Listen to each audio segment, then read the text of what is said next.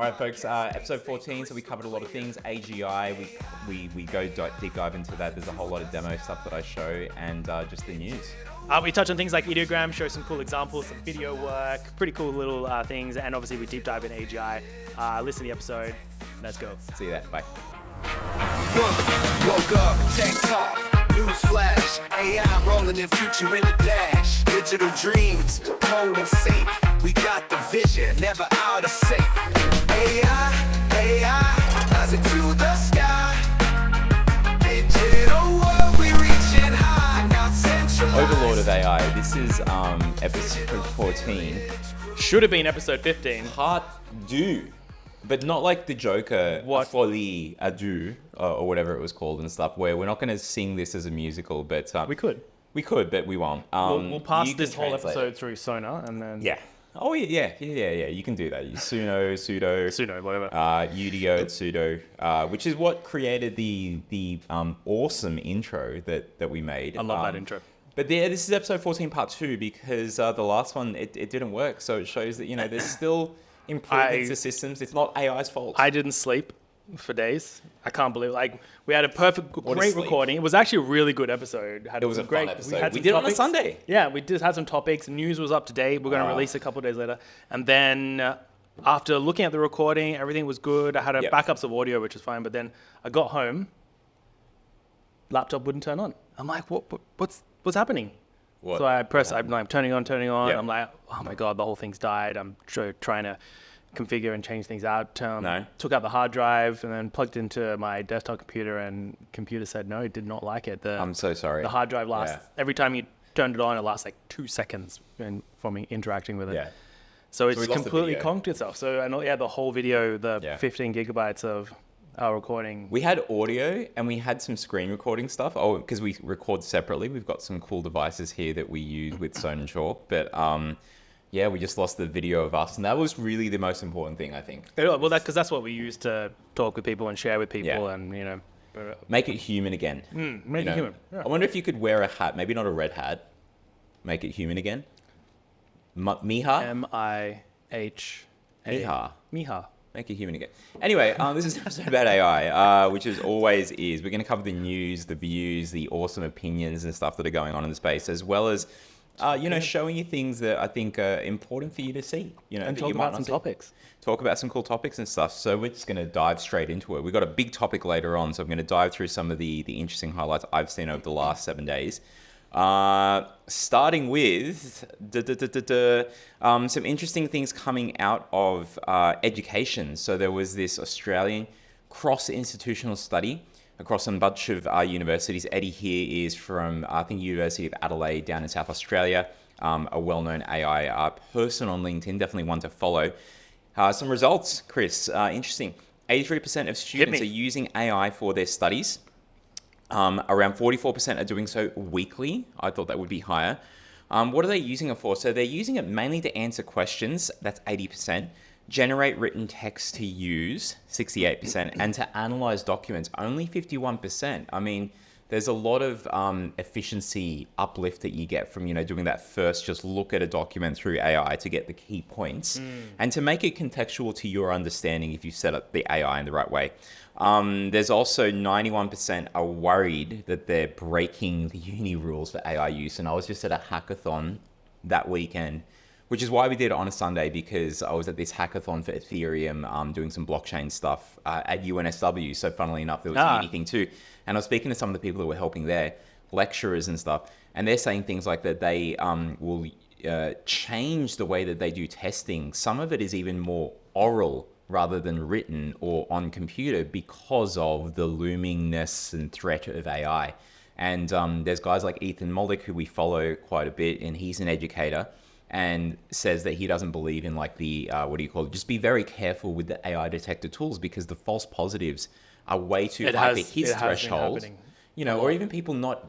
There's a difference between AI detector tools and using, say, ChatGPT, which is not an AI detector to go, is this plagiarized and stuff like someone did, and then they got sued by, the person's family and stuff because it was the wrong use of AI. But what do you think about that?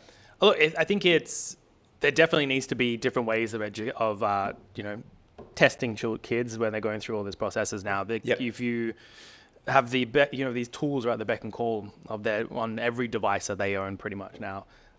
So if they have access to these devices during the exams, then they're going to utilize them. But why not just have change the exams? But why not just have written exams and oral exams? That's what's happening, and I reckon that what we did in my day anyway. I don't understand what's changed in that time. Put them in a maybe for assignments though.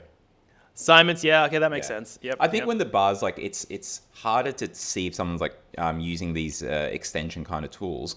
Raise the bar of the assignment. Like that's what Ethan was saying. Like the bar is so much higher. That's true. Because it's what happens at work, right? Like now that we have the moment new technology comes out or an innovation happens in a particular space, the expectations of what comes out of the back end increases because massively. Either the releases time, so you're able to focus on more and better things, or the innovation that has been introduced into this organization is producing such high quality stuff already. You're then able to elevate that further. So the expectations of the business, of your customers, increases immensely. Absolutely agreed. And I'll show you something on that, breaking through the barriers and boundaries of what you didn't think you could do before. You thought, I just don't have the time to do now. It is so much easier to do that kind of stuff now. But just going back to the news, another thing that was interesting is seeing something like this. So this is a guy, he's the chief of staff at Salesforce to Mark Benioff. So pretty high up there, Kendall Collins.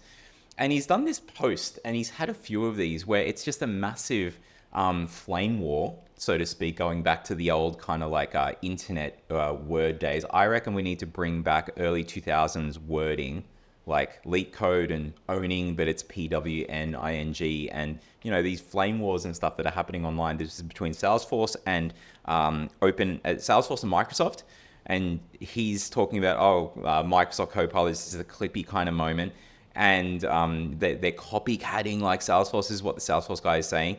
And then the defense of people just going hard at him for just like, inciting stuff. And this is not very professional. And it's on LinkedIn, by the way, folks, who are listening in on this. It is absolutely fascinating to see you would typically see this kind of stuff on Instagram or Facebook. What are some of the comments they're saying? So some of the stuff that he's saying are things like, Microsoft's gone from panic mode to confused to copycat mode. A few folks, he told me that I need to take a deeper look, so I just watched their London Clippy Copilot keynote. Like he's even called it out as like a Clippy kind of thing, where they've rebranded terms to match Salesforce, Dreamforce. They're calling in agents and low code and instructions and actions and flow. And I'm like, for me, even just like reading that, I might call the stuff that we're building flow. For example, Microsoft has something called prompt space flows. We called our thing prompt flows, which is our brains and engine. And maybe we might change, maybe they might change things evolve, but you can't own these. No. Let's not get into being McDonald's, that you can't even call your team the McSharks anymore. We've been deep set, and I've been having this problem in Digital Village right now, where the definition and usage of terms, it also changes a lot between organizations. So Microsoft and Salesforce, perfect example, where we've been setting up some new CRM campaigns, and our business has a bit of a use with HubSpot, and that's a lot of using sequences and workflows have two different meanings. But for one platform, a sequence is a workflow of like sending out a series of email, but in a HubSpot, a sequence is purely sales focused flows where you may want to send a sequence of emails to nurture them on a particular topic, whereas a workflow is a much broader capability of sending out following up campaigns, still sending out an email, a series of emails, which are technically just a sequence, but because the sequence is a target sales, and the language is the same but different, and it's going to be the same for every organization. They're going to use these words intermingled in what they're doing, because that is what they're called. It's what it's called. It's a process. If you get stuck, folks, just ask Chris again what his sequence was, and I'm sure he will tell you. But interesting. I think.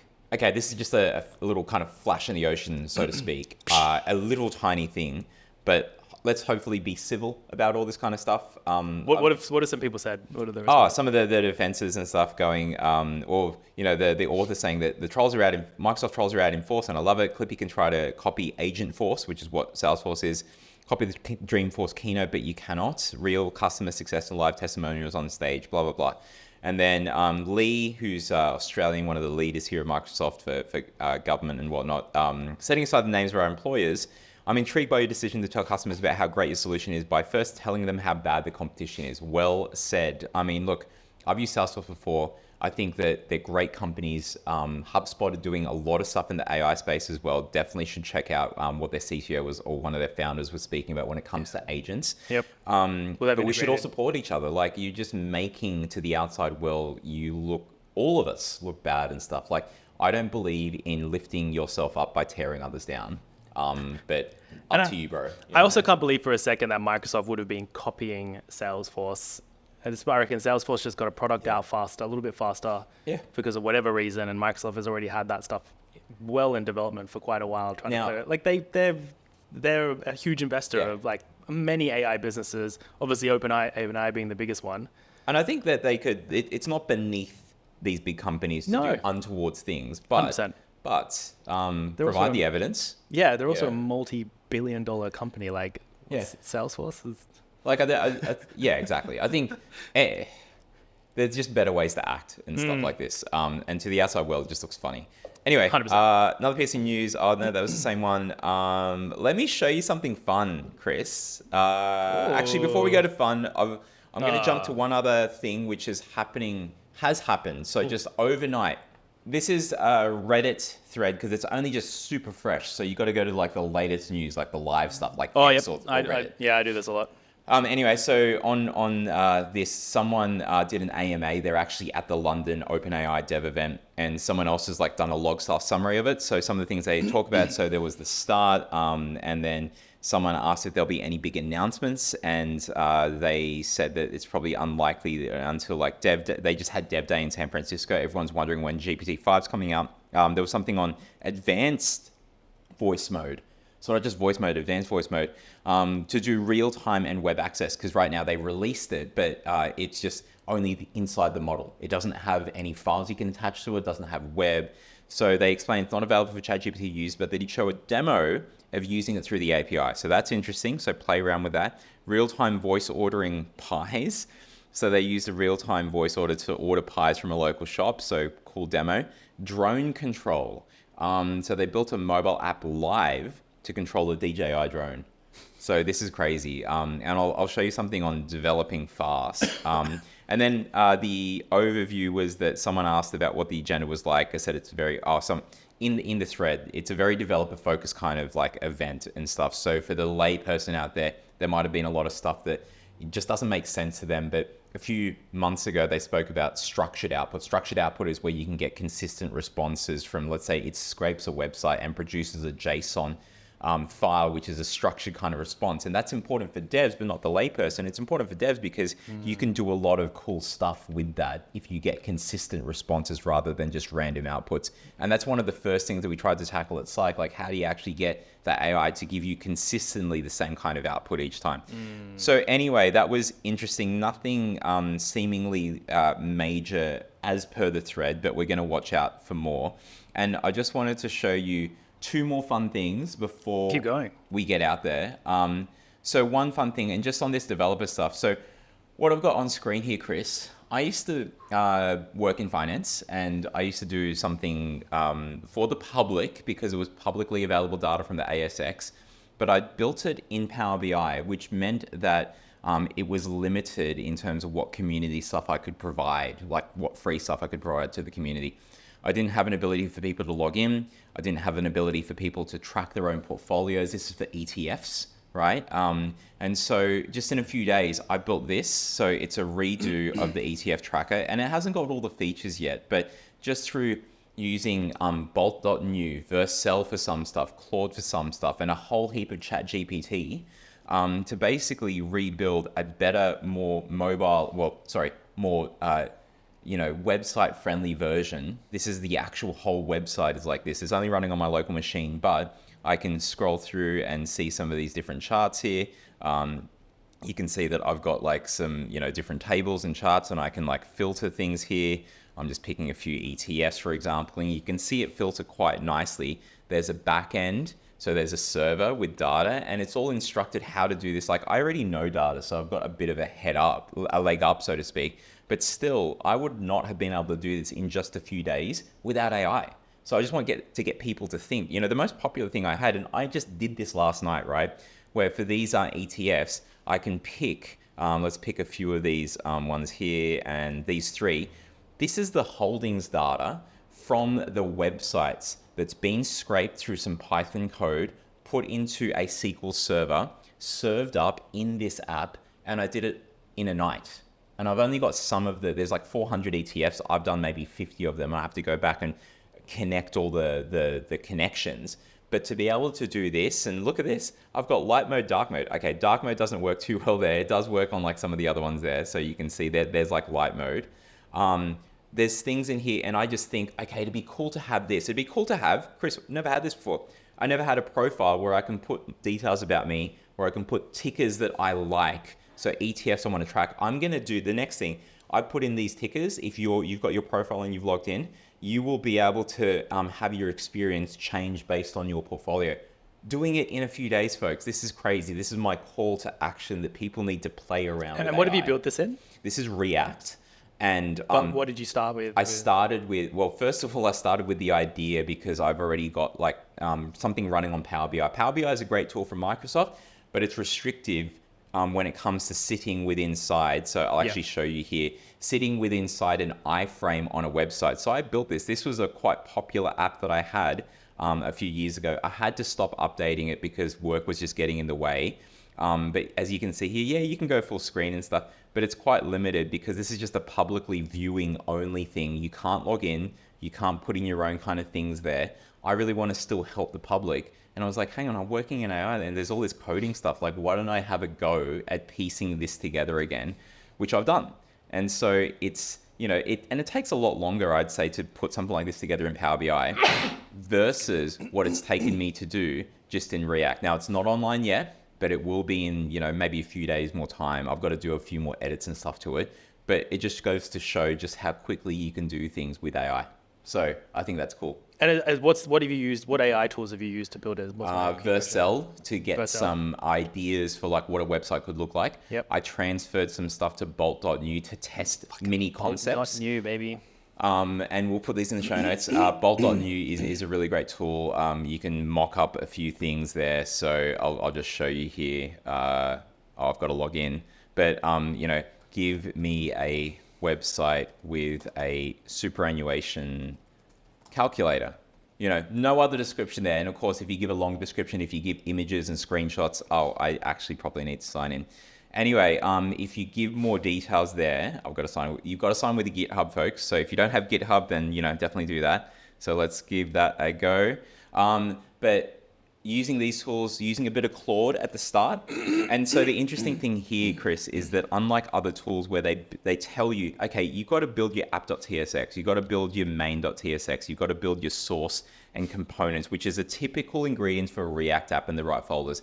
I, early on, only a few weeks ago, was setting these things up manually. Right now, and what you can't see on screen here, folks that are listening, is it builds this like mini version of Visual Studio for you, and it is now doing an npm install, which is how you install all the necessary components for you to build a front end app.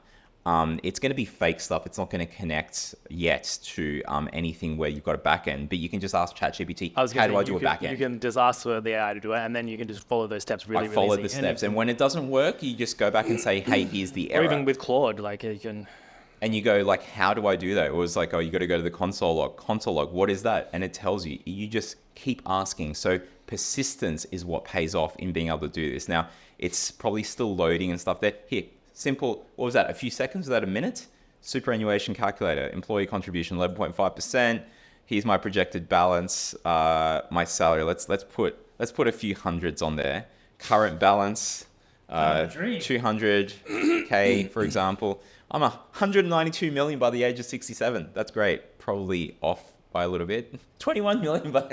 It's still off a little bit. But still, like, how crazy is this? And obviously you want to fix up a few things there. You can go into the code and see this stuff, or you can open it up so the company that's behind this is StackBlitz, who hosts code online. It's like GitHub, but you can do some further stuff with it. So Bolt.new is the thing. I'll keep you guys updated because I'm building other apps with this. I'm redoing how OzDeFi does their thing, and we'll announce more on that.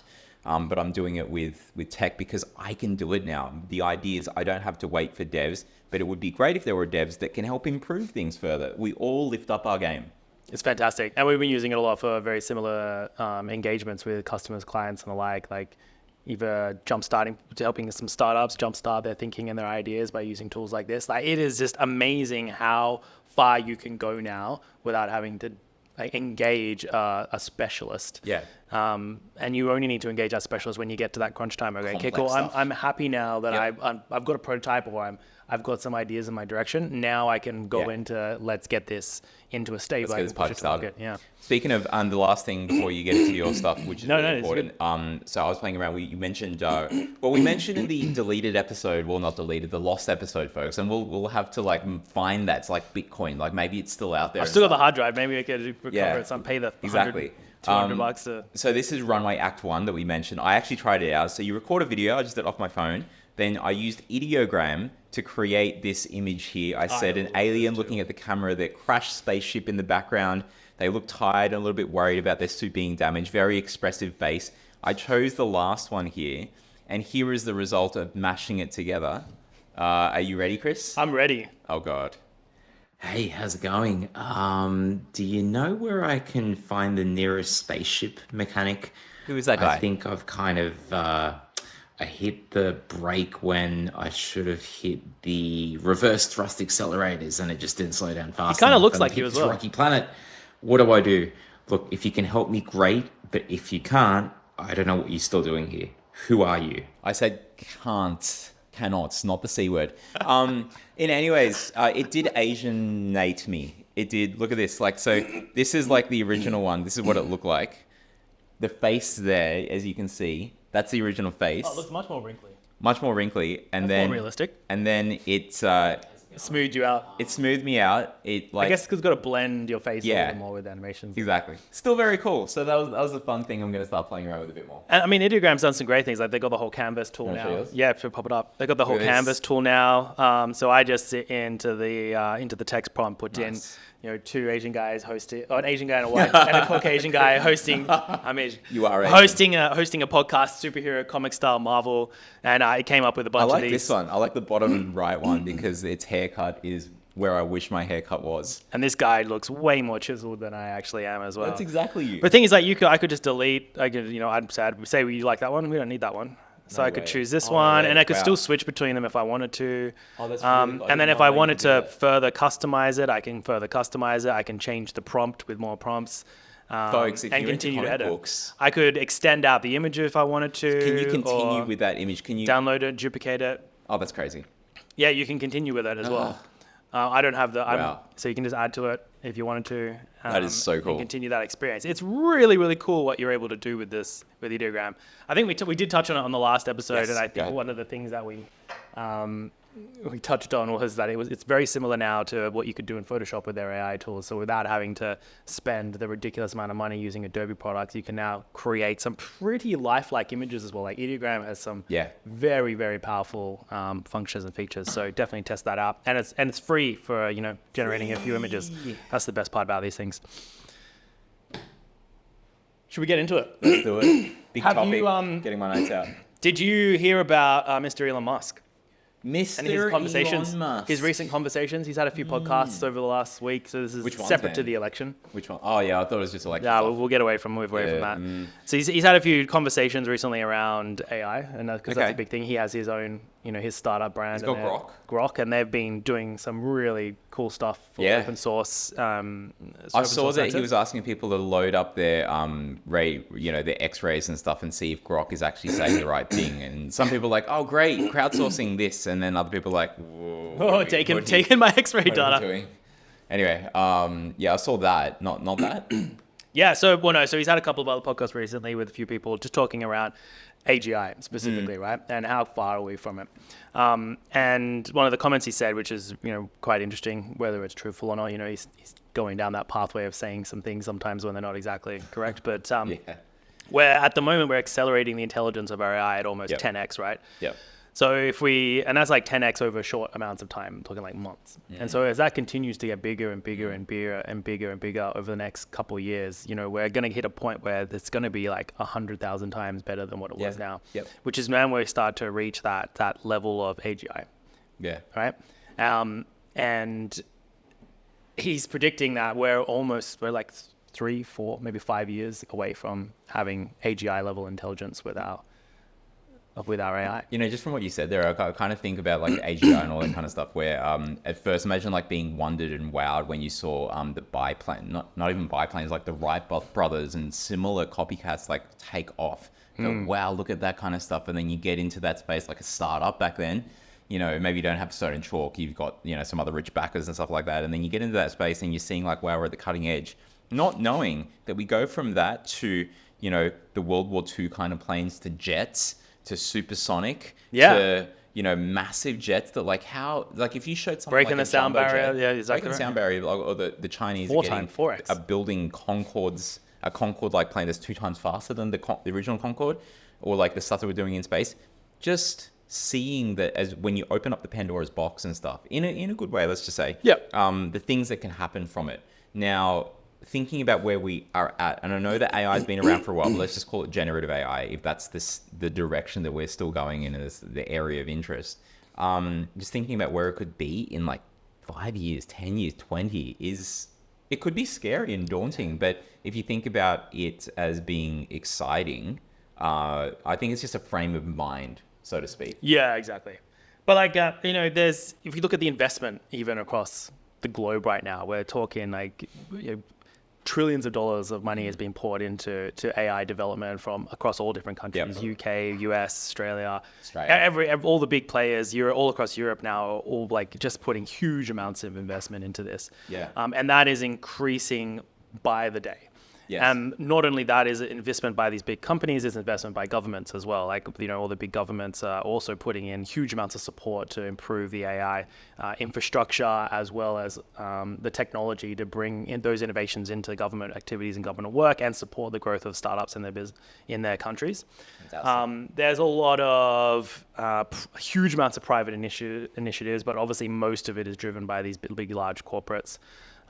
Is future prospects, huge amounts of economy impact that we're predicting here. And I think the things that are growing concerns around this space is obviously the infrastructure side of things, the impact on the environment, commercial awareness. The environment thing, a lot of people complaining about AI, just like they did with blockchain back I don't know, then. but it's still a cause. I'm still a cause. No, I think it's still interesting to highlight it. But just like with blockchain, the complaints that people had before, over 50% of blockchain, if it's mining, proof of stake is different.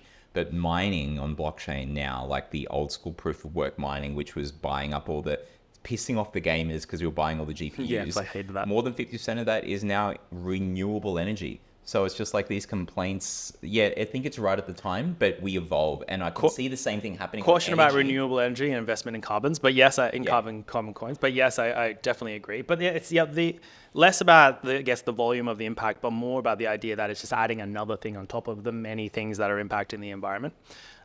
Skill shortages, obviously a big discussion that's always been happening, and also then the safety and cybersecurity concerns, the risk it has to individuals and business, and even just on the education front because of how fast things are moving. So for those who don't know what AGI is, it's probably pretty cool, pretty good for us to define this. Yeah, how do you define it? We're currently in a state of just narrow AI, right? So we have the OpenAI with ChatGPT. We got Claude. We got all the chat tools that are out there. We have Meta, heaps of AI tools out there that are doing it. So these are essentially, they're conversational agents. They're kind of like machine learning agents. They are tools that are able to gather lots of data and insight from everyone's activities, whether it's image, videos that have been put out there, the World Wide Web with all of the content that's been put out there. When you ask it a question, it takes all that insight and makes predictions or makes assumptions based on the output that everyone has given in similar respects, and then gives you a response that we would expect to have. So it's a training style algorithm, and it's conversational. It does learn, but it's not at that level of having that understanding, like human-like reasoning when it comes to it. That's where we're at now. That's where we are. Yeah, so it's very defining features in narrow AI. It's going to be solved, like it solves problems specifically designed for the questions that it And asks. still a lot of opportunities because people aren't even using it. So Huge it's a lot amounts of upside opportunities. It's to still, just it's where we are ridiculously now. powerful. It's powerful, it's Yeah. scary, and it's very, very lifelike. The difference is what artificial general intelligence, right, is essentially refers to an advanced form of where we are now with the narrow AI, which can understand, learn, and apply knowledge, which is a really important aspect to a wide range reason. of anything. So it's that more advanced step of reasoning. It's able to do like more human-like, I guess. I want to use the word human-like there because it's a very important distinction of problem solving. So it can solve problems in a manner that, across multiple different fields and understand that cross-section between that information. It can transfer, I guess, that insight between things as well. So it's able to understand the nuances of one domain, cross that into another domain, and then blend it together to be creative in that aspect, which you can ask current state AI, but it doesn't do it in a way that it makes the decision to do that. It has to be told to do that. And it's also have a autonomous self-improvement, right? So it learns new tasks without you having to go, hey, here's some new information, or here's the machine learning, here's a new algorithm to help add to that piece. It's able to go out there and make decisions on how it learns and what it decides to do. So put it simply, it's just like it's a much more intelligent intellectual being. And we're predicted, as I mentioned with Elon Musk's piece, around 4 or 5 years away from that, which is kind of scary. So yeah, highlighting the key differences, it's specialized tasks, narrow AI, specialized tasks, it's pre-trained, it's limited in its training data, and it's based essentially on pattern recognition, whereas AGI, it's much more versatile, human level understanding. It can learn and adapt by itself, and that theoretical potential of like genuine creativity and invention without having to be prompted to do so. I like it. So why aren't we there? Why aren't we at AGI yet? Like, why do we call what current state not AGI? Currently, it's complexity of that cognitive decision making, right? Like, if you think about the complexity of the human mind, the neurons that fire, the ability for it to relate things and correlate things really, really easily, is just not something we're able to do with data. You could go philosophical and even start talking about, soul, love, passion, like the fact that there's no way to quantify that into data, relationships and all that type of stuff. So there's a lot of things you could hint at why we're not there yet. You need to love your AI more, folks. It needs to learn. But the other part of it is like it's computational power. So it's the amount of resources you need to even get to that level of decision making.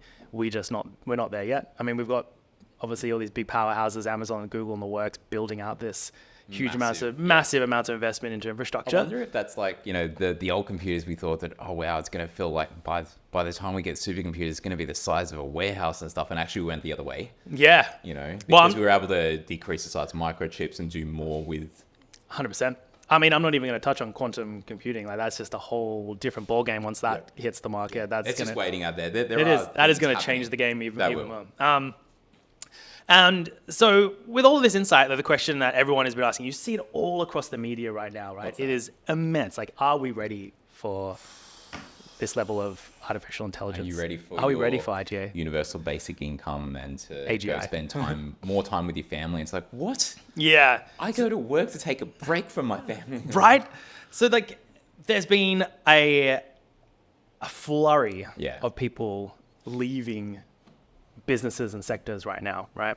So about a few... Because of the pending... Because of this more pending doom, but also they're seeing bad decisions being made in these organizations that where they're OpenAI, like shortcuts, not enough research into security, and the works. So we have obviously Jeffrey Hinton, the Godfather, as they call him, Nobel Prize winner. Nobel Prize winner, like an absolute intelligent machine who pretty much is a machine. Pretty much kicked this off. This whole world of AI has started because of a lot of the initial work that he did.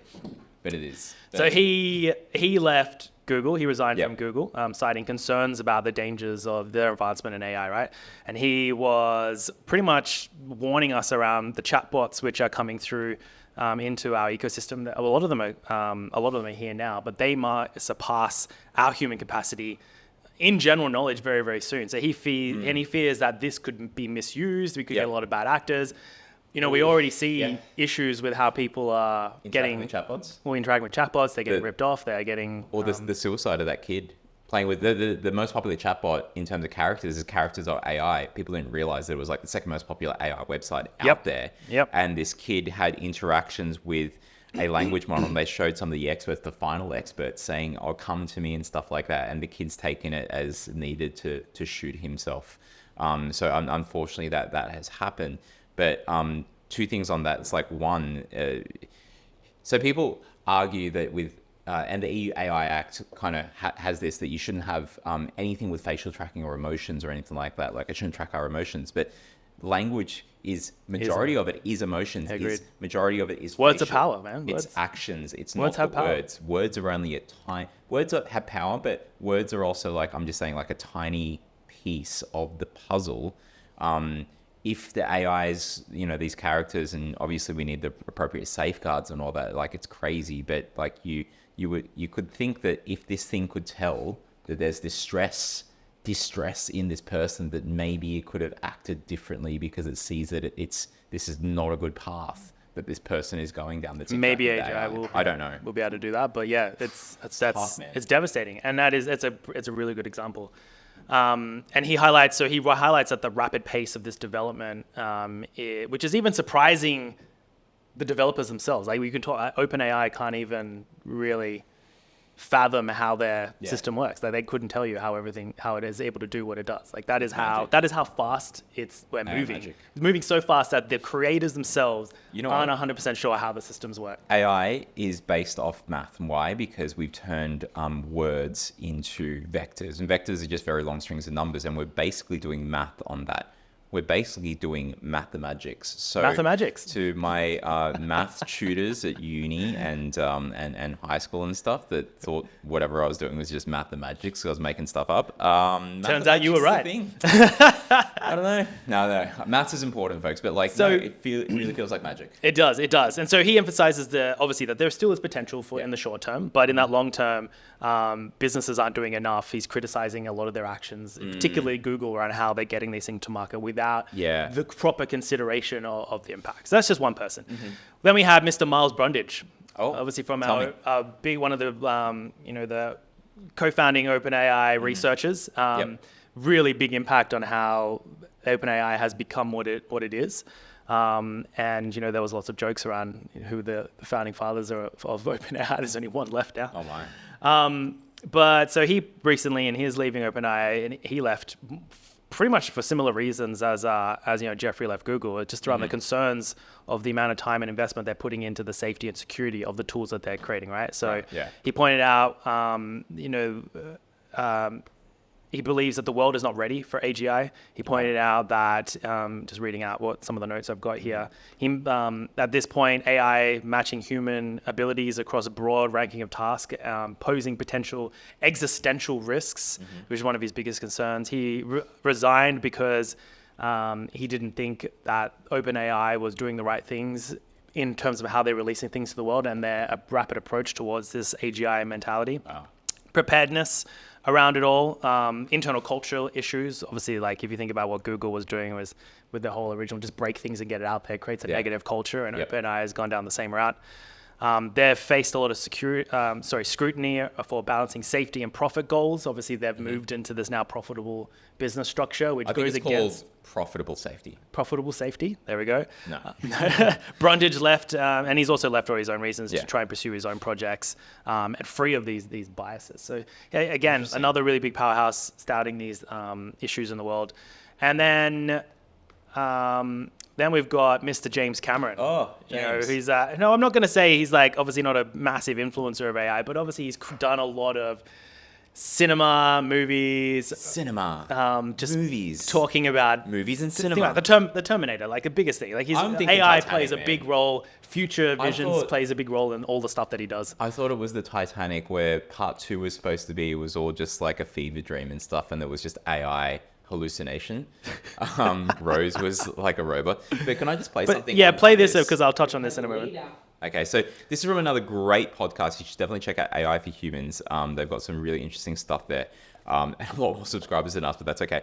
But they show here some of the video of James speaking, and I think these words will dive into how it. excited he is about AI, but maybe not as excited about AGI. AGI will not emerge from a government-funded program. It will emerge from one of the tech giants currently funding this multi-billion-dollar research. So then you'll be living in a world that you didn't agree to, didn't vote for, that you are co-inhabiting with a super intelligent alien species that answers to the goals and rules of a corporation, an entity which has access to the comms, beliefs, everything you ever said, and the whereabouts of every person in the country via your personal data. Surveillance capitalism can toggle pretty quickly into digital totalitarianism. This feels like the beginning of an old Command and Conquer game.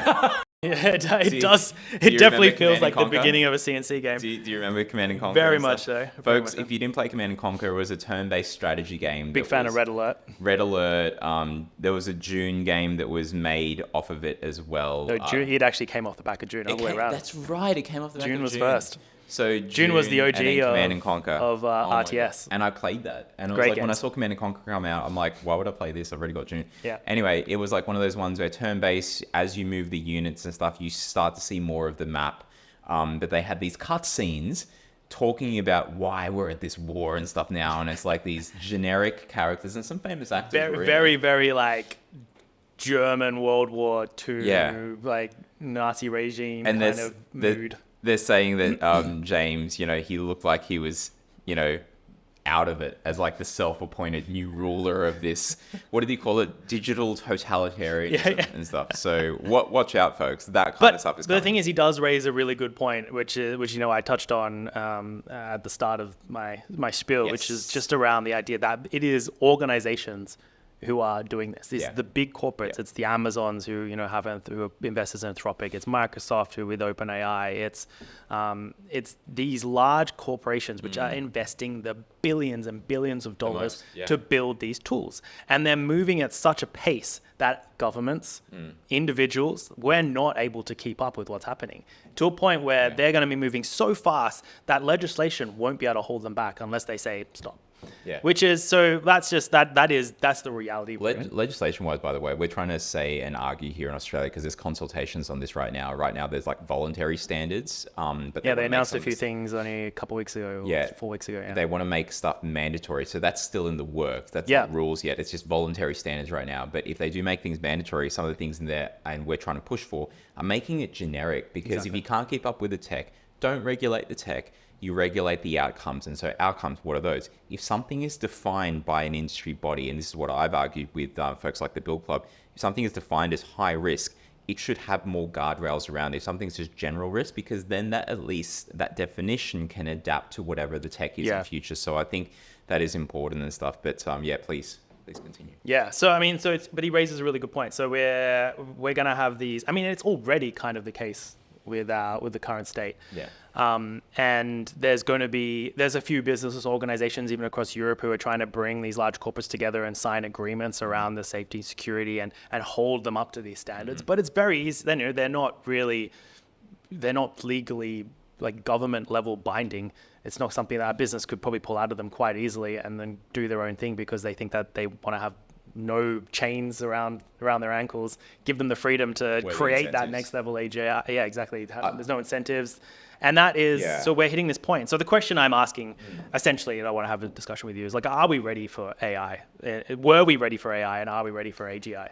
I think we're not ready yet because people aren't even using the basic singular narrow kind of AI right now. And so and look, I think that just means there's an opportunity, and there's people that will never use this. They never used like the early smartphones and, only screen kind of phones. They always had keyboards like the BlackBerry used and all that kind of stuff. But I think we're going to get to people just leapfrogging stuff, but hopefully we build them better tech that they can get into. I would love to see, because we're seeing at the same time everything's getting bigger, like, you know, bigger data farms and like power farms and like, you know, to have all these GPUs and stuff, and that's great on the one side. But we're also seeing, Chris, and I don't think it's spoken of enough, the miniaturization of some of the tech, such that it's big enough that, like before, I'm running a laptop, no GPU on there. Like, I'm not powerful enough, and I don't want to go to Apple, because I run a lot of Windows stuff. Arturo, you know, my colleague, he does a lot of Apple stuff.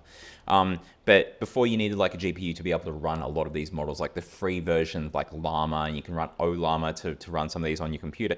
Now there's been miniaturization that you can actually run some of this stuff just off a GPU machine. There's only 16 gigabyte one, and sure, it's slower, but being able to put stuff on devices, I think, is going to be key, along with having infrastructure that allows people to have, I can choose what AI I want to be my personal assistant for the stuff that I'm doing.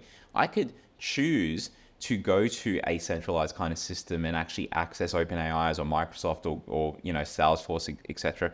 Or I could just choose to be on my own and stuff like that. Giving people the awareness and the choice, I think, as we see with many things, people will still choose convenience, but hopefully through other tech like blockchain, we can have systems in place and infrastructure that has the transparency that we need to see to make sure that people are not doing nefarious things. Maybe not transparency with everything, but certainly more than we have today. We just have to take that step forward. That's my initial kind of thoughts on that. I completely agree. I think if we think about pre-AI, all the stuff that was going on, the risks around security and data, you know, the continuous breaches that we've had, like an immense amount of breaches and data and security in Australia the years leading up to OpenAI, likes of Optus, lots of health organizations and stuff having all their data leaked. AI is just going to make that much easier to do if the right considerations aren't put in place around security, and maintenance even is the biggest thing that caused a lot of these data breaches. There wasn't enough done to make sure that the security for this data was kept up to date. And so we ended up with all these gaps and holes as technology moved on really, really quickly, and businesses didn't keep up to date. And then boom, suddenly someone was breaching your systems, or, you know, a lot of it had to do with just simple emails, clicking on that one little link. Imagine how easy it is now if you're dealing with chatbots and or if your chatbot's running a machine. And obviously that's talking with like the current state, but if you start moving then into the AGI space, you're now starting to think about the autonomous dealings of data and security hacking. Imagine if a tool is able to train itself how to code and create pretty much anything it wants instantaneously. Don't connect the AI to the internet. What are you doing? Yeah, it's so Silicon Valley. Moving into this space is very dangerous if we don't take a proper step back and consider it. So I'm, despite being a huge pro and advocate person of AI and general use and the movement of technology and innovation, I'm very much in this camp right now of, I don't think we're ready for this. We're getting to this. If this comes soon, there'll be a lot of bad things that are going to happen. And I don't think they're going to happen because of the AI itself. I think they're going to happen because of the people who are using it. And that's going to come from systems in place to stop people from that. Exactly right. It's going to be either people in countries who have like a large volume of hackers and scammers. You're going to have people like large corporations who are going to misuse data and information. It's not the AI's fault, people. It's humans. It's the human element of it. And that's why I don't think we're ready for it, especially if governments aren't able to keep up. So a lot happening. Governments are, there's a lot of legislation that's happening. Australia's trying to make strides, and Europe is obviously well advanced in a lot of those conversations, putting in a lot of their own rules. There's a lot of stuff that's happening in America, although questionable, and the UK even doing having a lot of interesting conversations around this to mitigate the advancements of what's happening or the risks associated with what's happening. I just wanted to share one little thing quickly as a last piece as we wrap up that big conversation there. So this is just a little funny comic I came across as I was doing some research into this. So artificial intelligence is a bad. Yes, on the other hand, even though it can be fun and a sort of useful, it is also terrible. Love it or hate it, people are finding out AI is really handy for everyday activities, which it is, like using energy equivalent for a small country to write weird and inaccurate undergrad uni assignments, which we touched on earlier today. Pretty funny. A huge new data centers AI requires. We use so much energy and water, it's delaying the closure of coal-fired power plants and forcing people to build nuclear reactors, as we talked about. And I love this little hint here at, sorry, Dave, I don't I'm know afraid I can't do that. Overall, it's like, hey, nuclear is bad. Like, look into it, folks. No, nuclear is good. I think it's just the fact that they're having to do so much. Yeah, It's overabundance, which means more mining also. Yeah. So while nuclear energy isn't terrible itself, the impacts of having to get to that point of doing it is the annoying, is the terrible part. Maybe it's all worth it. Perhaps AI will usher in a promised golden age of leisure where the citizens of Earth spend their time frolicking in the sun while intelligent robots do all the mundane and dangerous tasks. Wow. Communism, let's go. No one will be out of a job, and if you try and even look at a billionaire, you will be robo-murdered by an autonomous AI chatbot with laser gun arm cannons. Hey, isn't that... humanity has a choice. Spend billions of dollars on whatever we want left to build hallucinating death robots and put them in charge of hospitals and gunships, or retool a global economy to mitigate looming collapse of civilization due to our contempt for the environment. That's a tricky one. Hey, ChatGPT, if civilization collapses... I've zoomed out there. Yeah. If civilization collapses. If civilization collapses, you'll still be here to help clean it up, right? Sure. Let's get me in my pants on. Good. On that note, folks, I thought that was pretty good. we are on the hour. It's very and stuff. accurate to our current state. But yeah, so stay tuned, stay happy, like, subscribe, Just stay, folks. Don't go away. have a play, Stay. like Play. keep exploring what's Have a going good on. day. Thank you for listening to episode 14, and we'll see you in the next one. See you next one. Bye. Buzzing, worldwide, tech trends blazing, digital fire.